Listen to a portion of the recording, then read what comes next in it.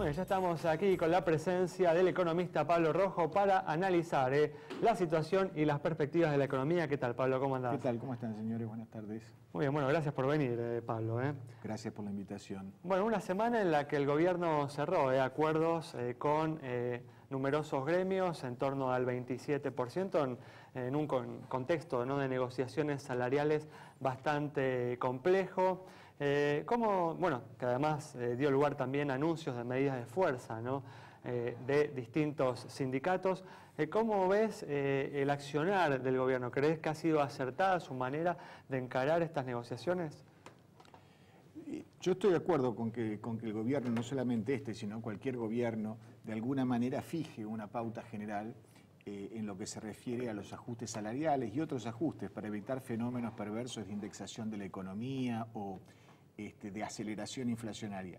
Lo lógico sería que la Argentina tenga una institución, como existe en otros países, un Consejo Económico y Social, por ejemplo, que tenga facultades para año tras año establecer una pauta y que esa pauta sea casi vinculante para ordenar un poco la negociación, porque si no se producen fenómenos de enorme disparidad.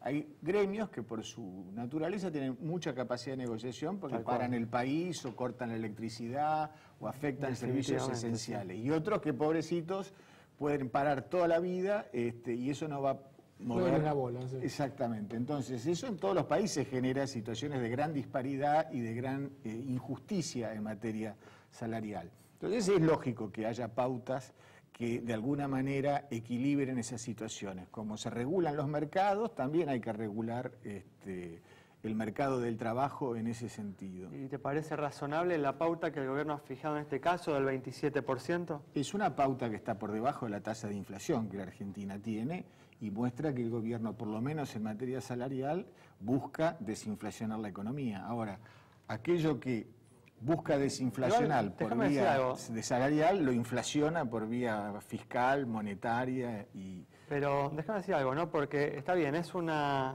pauta que está por debajo de la inflación del año pasado, sí, pero posiblemente esté, en verdad es muy factible que esté por encima de la inflación que uno puede prever para este año, para este 2015. Bueno, ahí volvemos a las situaciones que realmente yo esperaba que no se repitieran. Empiezan a haber enormes diferencias entre la tasa de inflación que mide el INDEC y la tasa de inflación que mide todo el mundo. No, pero por ejemplo, este mes tuvimos 1% para el INDEC y más de 2% para el índice del Congreso. Es decir, volvemos a tener enormes diferencias. Pero incluso la que mide el Congreso, ¿no? Ha bajado el 38 en diciembre, sí, se encuentra en el 29 interanual sí, ahora, uno por ahí puede esperar tal vez que cierre el año cerca del 25%. Bueno, lo que pasa es que este primer cuatrimestre, digamos, de alguna manera ha tenido tasas de inflación más bajas, justamente porque se postergaron las paritarias, es decir, todavía no se volcaron en los precios el efecto que estas paritarias... El anclaje cambiario, ¿no? También la estabilidad del dólar. Es un brutal atraso cambiario, sí, que está generando estragos en el sector productivo, pero digo, si miramos puramente la inflación, está claro que este primer cuatrimestre tiene menos inflación que el último cuatrimestre del año pasado,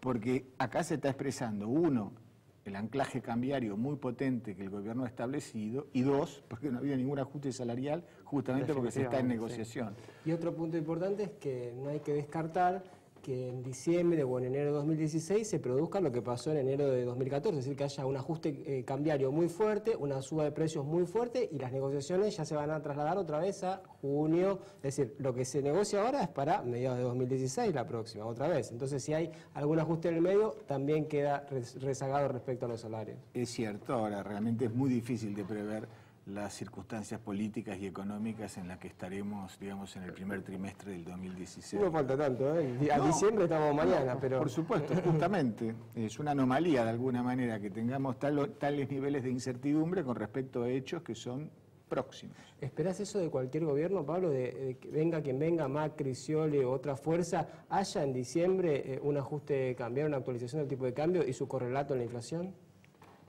Bueno, es una pregunta muy complicada la tuya, porque la magnitud del ajuste cambiario va a depender del grado de confianza que genere el candidato que haya ganado las elecciones. Cuanto mayor sea la desconfianza que genere el candidato que haya ganado las elecciones, más escasos van a seguir siendo los dólares y de alguna manera más brutal va a ser el ajuste del tipo de cambio. Si el candidato que gana suscita una gran corriente de confianza, de optimismo, etcétera, el ingreso de capitales puede ser de tal magnitud que finalmente la corrección cambiaria no sea una corrección muy pronunciada. Igual por lo que decís, la considerás inevitable a la corrección. Después, en todo caso... Yo creo que discutir ese tema a esta altura es...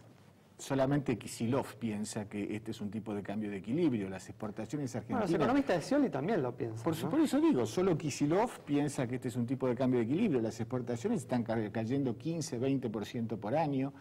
Bueno, la escasez de dólares es obvia, no hay que hablar mucho sobre eso.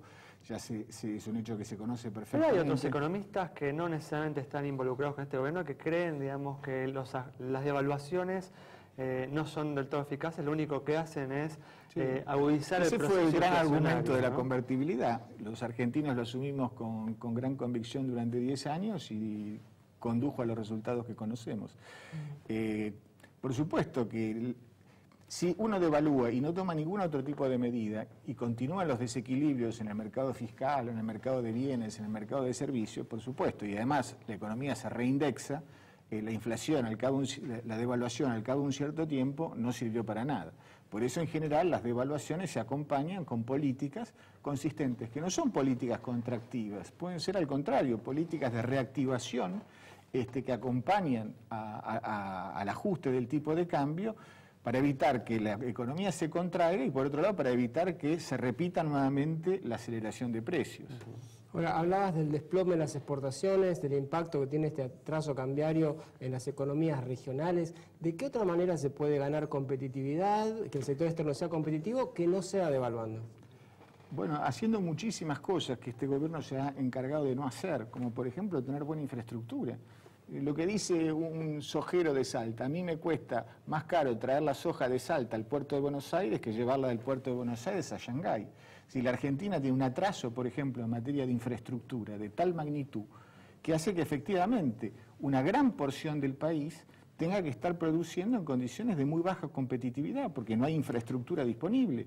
Por ejemplo, las empresas que no tienen suficiente gas durante 3 o 4 meses por año y que no tienen suficiente electricidad para producir durante 4 meses por año. ¿Por qué? Porque el sistema energético está subinvertido, por donde se lo mire. Es decir, el estado de las rutas, el estado de los sistemas de transporte, bueno, todos esos son factores que contribuyen a una muy baja productividad social y entonces evidentemente afectan la competitividad del país. Y por supuesto que habría que trabajar mucho más en eso que en la competitividad cambiaria.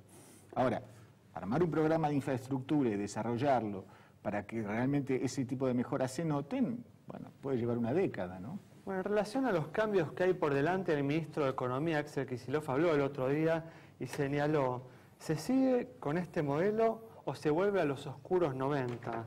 ¿Cuál es tu opinión, ¿no?, de esta afirmación? Es una simplificación, yo diría que... De todas formas, recién criticaste también los 90, ¿no? Hiciste una... No, yo lo que criticaba de los 90 es la idea de que el tipo de cambio tiene que ser fijo. No, ninguna economía realmente puede asumir el compromiso perenne, permanente de tener un tipo de cambio fijo. Los tipos de cambio tienen que ser flexibles y reflejar las condiciones internacionales, el valor de nuestras exportaciones, las tasas de interés en el mundo y también reflejar las condiciones domésticas. ¿Pero no estás de acuerdo con el ministro de Economía en que ha sido un periodo oscuro? No, no estoy de acuerdo en ese sentido. Ha tenido claroscuros, ha tenido cosas muy luminosas y ha tenido también cosas ominosas.